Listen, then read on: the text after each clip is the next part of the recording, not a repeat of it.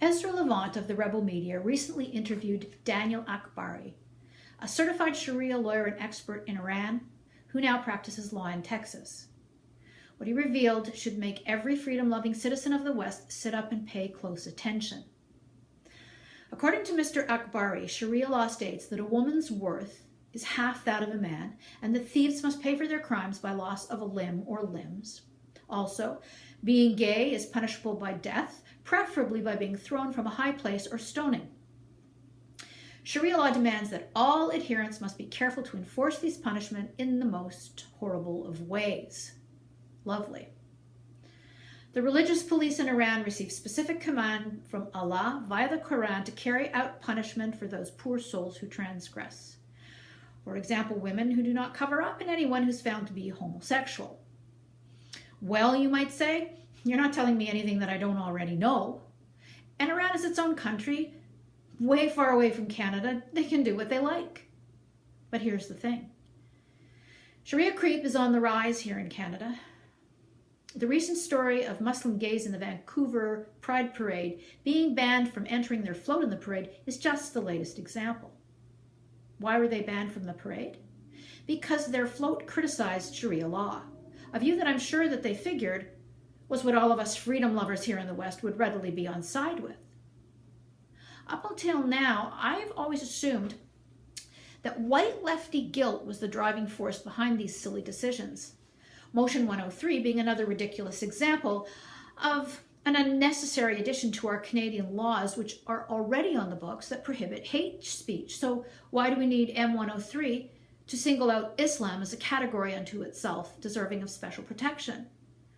What sent a chill down my spine, however, were the following comments passionately recited by Daniel Akbari, who knows only too well how Sharia creep has taken root in our culture, and how we, with our liberal ways, are fertilizing the soil in which its tentacles are spreading. And here they are. Strong Islamic organizations like the Muslim Brotherhood have for decades been taking advantage of loopholes in our democracies to promote their agendas under the banner of hate speech and the label Islamophobia. Perhaps because of progressive white guilt, perhaps because of corrupt leadership in the West, but most frighteningly, perhaps because of complacency and ignorance on our parts, we have allowed at our peril the infiltration of well-funded Islamist organizations to push their agenda on us, their willing dupes. Over the years, these organizations have wooed politicians, academics, and civil liberty unions. They've invested in the process and are now preparing to harvest the results. Did you know, for example, that the American Civil Liberties Union works with lawyers, supervisors, and executives from the Muslim Brotherhood? Their end goal, according to Mr. Akbari, is the suppression of those who resist Sharia law. This all reminds me of the short tale written in 1837 by Hans Christian Andersen entitled The Emperor's New Clothes.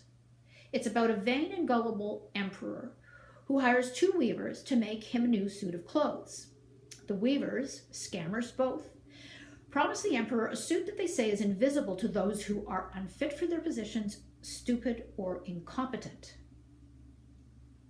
Later, when the suit is finished and the emperor parades before his frightened citizens, no one dares to say that they don't see any suit of clothes, until that is a child, too young to understand the need to play the game and keep up the pretense, blurts out that the emperor is wearing nothing at all.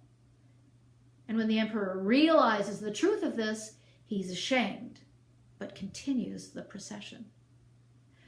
We are going down a road wearing nothing, folks, and pretending at our own expense that everything is just fine.